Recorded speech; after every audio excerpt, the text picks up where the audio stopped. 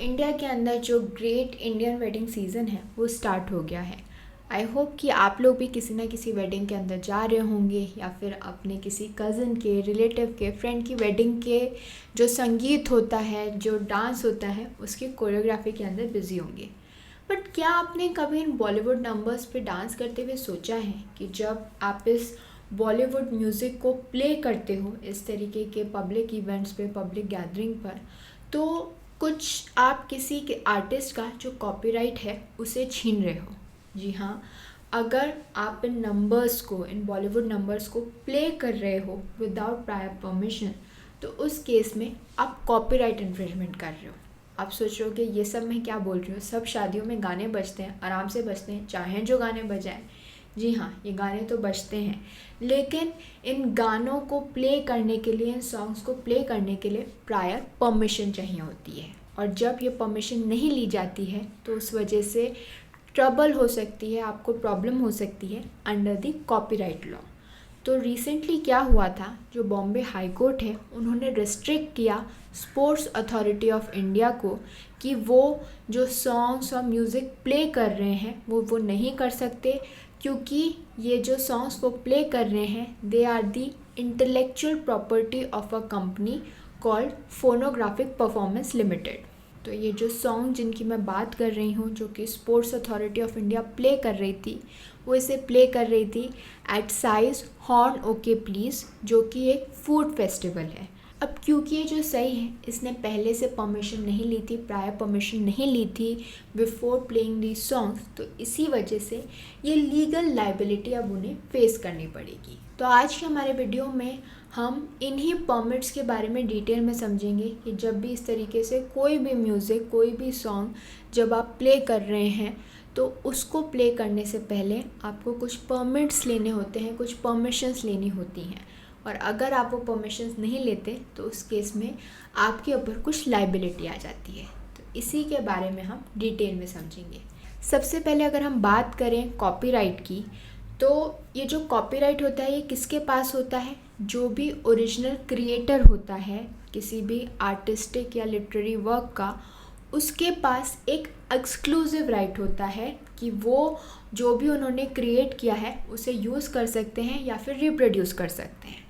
और ये जो एक्सक्लूसिव राइट उन्हें मिलता है यही होता है कॉपीराइट। तो जो क्रिएटर होता है, यानी जिसने उस आर्टिस्टिक वर्क को, लिटरेरी वर्क को क्रिएट करा है, बनाया है, उसके पास ये कॉपीराइट होता है over any literary, musical, dramatic, creative, design और सिनेमैटिक क्रिएशन। और इंडिया के अंदर ये जो कॉपीराइट है, यानी ये जो पावर क्रिएटर्स को मिली हुई है कि वो उसे यूज़ कर सकते हैं, रिप्रोड्यूस कर सकते हैं, किसी को भी पावर दे सकते हैं, ये उन्हें कहाँ गिवन है? ये उन्हें गिवन है under the copyright act of 1957।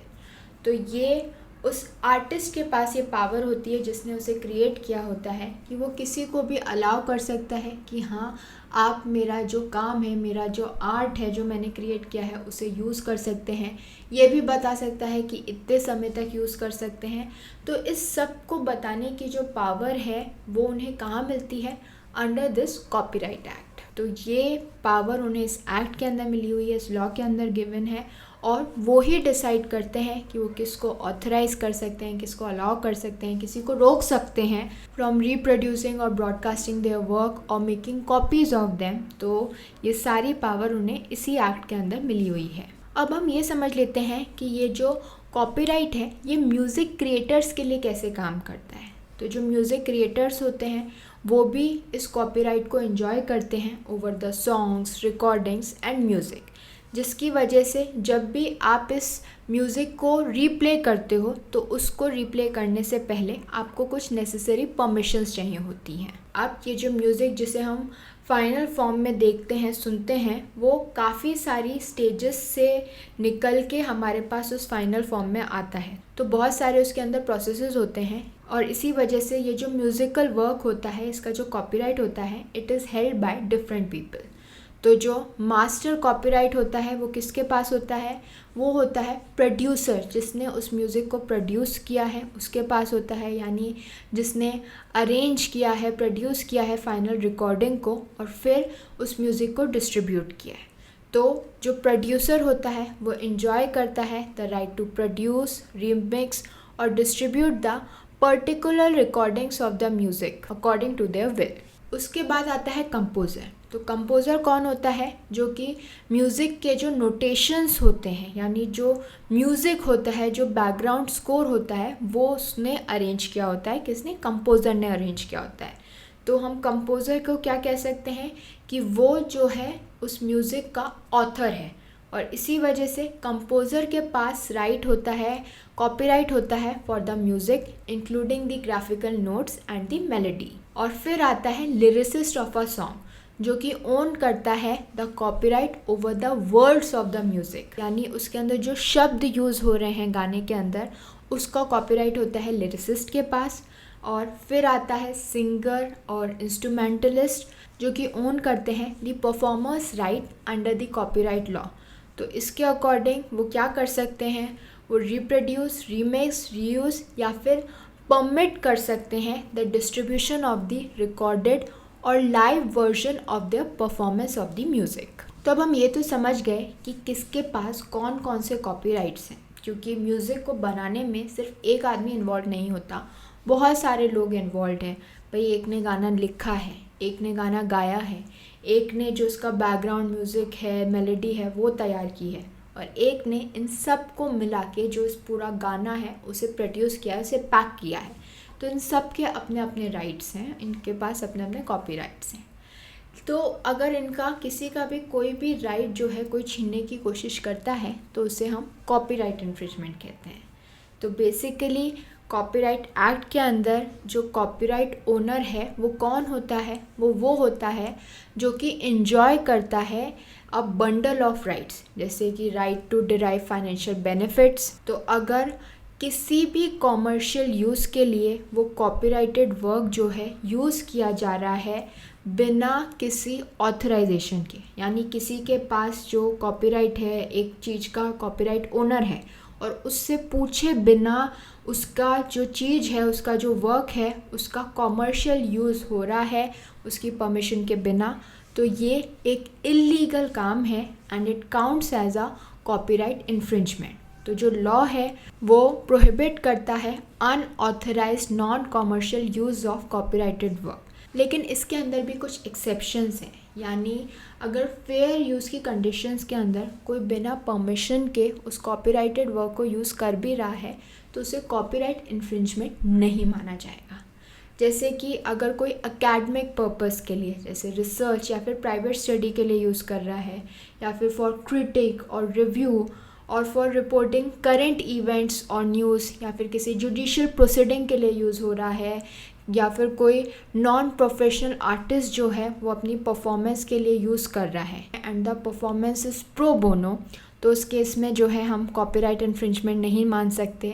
ना ही अगर कोई जो रिकॉर्डिंग है किसी भी लिटरेरी, ड्रामेटिक और म्यूज़िकल वर्क की which is subject to certain conditions, जैसे कि रिलीजियस पर्पसेस, प्राइवेट डिस्कशंस या फिर नॉन प्रॉफिटेबल पर्पसेस के लिए जो स्टडी होती है, तो उस केस में अगर ये यूज़ की जा रही है विदाउट परमिशन तो उसे कॉपीराइट इन्फ्रिंजमेंट नहीं माना जाएगा।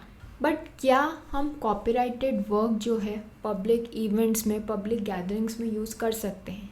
जी हाँ, हम यूज़ कर सकते हैं, हमें अलाउड है। लेकिन उनमें से किसी भी चीज़ को यूज़ करने से पहले आपको जो भी उसका कॉपीराइट ओनर है उससे परमिशन लेनी होगी कि हम आपका जो काम है, आपका जो आर्ट फॉर्म है, उसे हम यूज़ करने वाले हैं। और ये परमिशन आपको कहाँ लेनी होगी? Under section 30 of the act. तो इस सेक्शन के अकॉर्डिंग जो कॉपीराइट ओनर्स हैं वो लाइसेंस ग्रांट करते हैं टू द इस्टेब्लिशमेंट्स, जैसे कि restaurants, clubs, malls, radio stations etcetera, ताकि वो प्ले कर सकें, ब्रॉडकास्ट कर सकें म्यूज़िक को।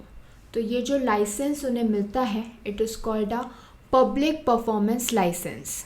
तो अगर कोई नॉन कॉमर्शियल इस्टेब्लिशमेंट है जैसे कि कॉलेज, इवेंट हॉल्स, उन्हें क्या एक्वायर करना पड़ेगा?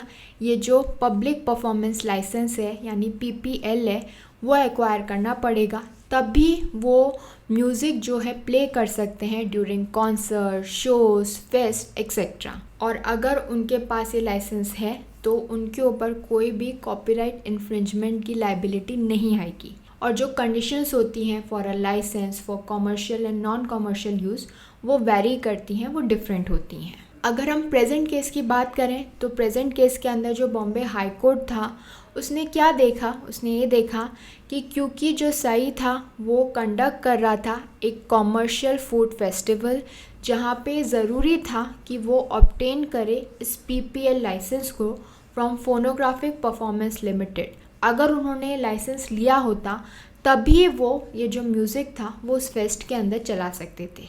अब क्योंकि नहीं उन्होंने किया था, नहीं लिया था ये लाइसेंस, इसीलिए बॉम्बे हाई कोर्ट ने उन्हें रोक दिया। अब इस कॉपीराइट इन्फ्रिंजमेंट की पनिशमेंट क्या होती है, सज़ा क्या होती है, यानी अगर कोई भी बिना परमिशन के इस तरीके से म्यूज़िक को चलाएगा तो उसे क्या सज़ा मिलेगी।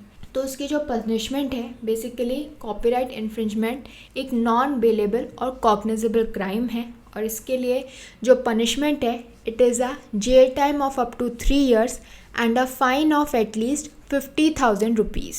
तो याद रखिए, जब भी किसी पब्लिक प्लेस पे इस तरीके से म्यूज़िक जो है चलाया जा रहा है उसके लिए ज़रूरी है कि एक वैलिड PPL हो, यानी परमिट हो फॉर प्लेइंग दिस म्यूज़िक।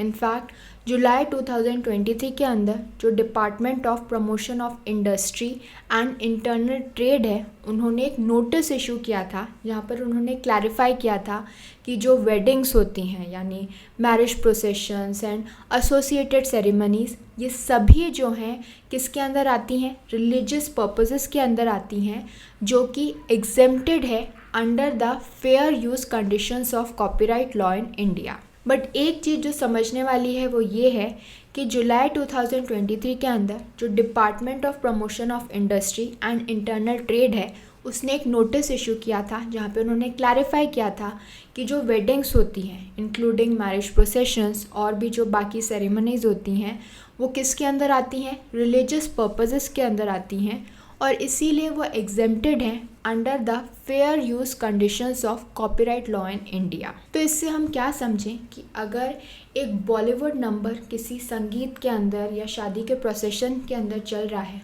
और उसके लिए लाइसेंस नहीं लिया गया है तो उस केस में कॉपीराइट इन्फ्रिंजमेंट की जो लाइबिलिटी है वो अट्रैक्ट नहीं होगी। बट अगर सेम सॉन्ग किसी फेस्ट के अंदर, किसी कॉन्सर्ट के अंदर बजाया जा रहा है तो उस केस में वो कॉमर्शियल यूज़ माना जाएगा और उस केस में जो PPL है, जो लाइसेंस है, जो परमिट है वो लेना ज़रूरी होगा। So I hope this information was helpful to all of you. Thank you for watching this video. Don't forget to follow Nyay and do join us again for more of India's Laws Explained.